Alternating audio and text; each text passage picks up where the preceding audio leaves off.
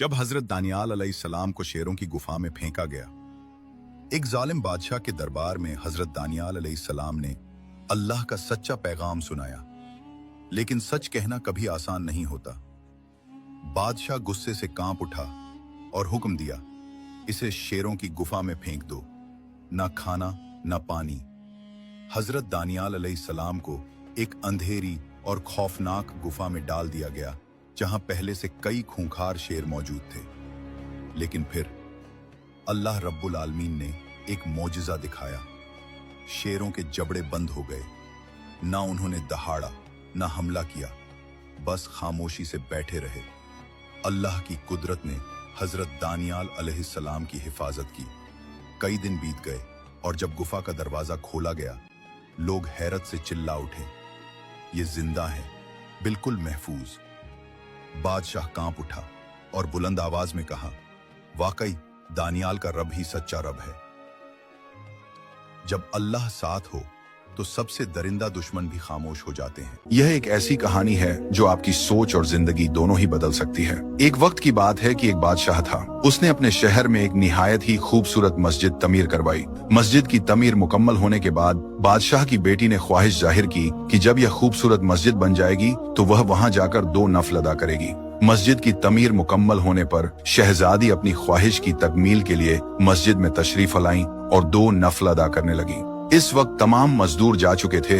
बस एक नौजवान मजदूर वहां अकेला बचा था जो अपना काम समेट रहा था। उसने शहजादी को नमाज पढ़ते हुए देखा। शहजादी के सजदों का वह मंजर उसे बहुत खूबसूरत लगा और उसके दिल पर गहरे असर छोड़ गया। काम खत्म करने के बाद वह मजदूर घर लौटा, लेकिन शहजादी के नमाज पढ़ने का मंजर उसकी आंखों से हट ही नहीं रहा था। उसने अपनी माँ को सारा हाल सुनाया और कहा, मैं शहजादी से शादी करना चाहता हूँ, आप बराए कृपया बादशाह के पास मेरा रिश्ता लेकर जाएं। माँ ने बेटे को बहुत समझाया कि हम एक आम मजदूर हैं और वह बादशाह की बेटी, हमारा कोई मिल नहीं। लेकिन इस नौजवान पर जैसे जुनून सवार हो गया था। वह दिन रात इसी सोच में गिरकर रहता, न खाना खाता न काम करता। उसकी हालत दिन ब दिन बिगड़ती चली गई, यहाँ तक कि वह मरने के करीब हो गया। बेटे की यह हालत देखकर माँ बहुत परेशान हुई और मजबूरन बादशाह के पास पहुंची। उसने बादशाह को अपने बेटे की सारी कहानी सुनाई। बादशाह ने बड़े तहम्मुल से उसकी बात सुनी और कहा, अगर आपका बेटा 40 रातें मस्जिद में तमाम लोगों के जाने के बाद कयाम करे तो मैं उसकी शादी अपनी बेटी से कर दूंगा।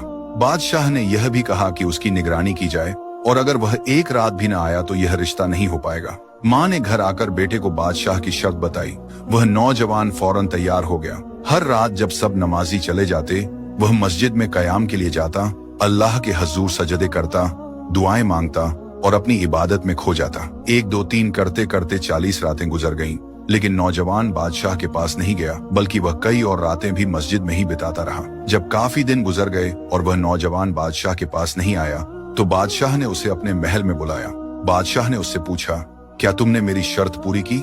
नौजवान मजदूर ने कहा, जी हजूर, मैंने आपकी शर्त पूरी की है। बादशाह ने खुश होकर कहा, मैं तुमसे बहुत खुश हूँ। मैं तुम्हारी शादी अपनी बेटी से करवाने के लिए तैयार हूँ। लेकिन यह सुनकर वह मजदूर मुस्कुराया और बोला, बादशाह सलामत, मैं अब इस रिश्ते के लिए तैयार नहीं।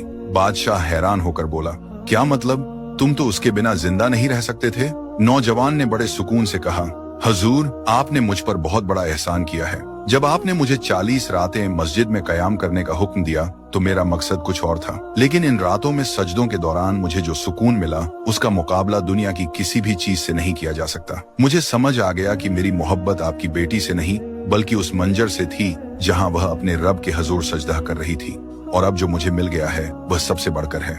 यह कहकर वह नौजवान सुकून और इत्मीनान के साथ वापस चला गया।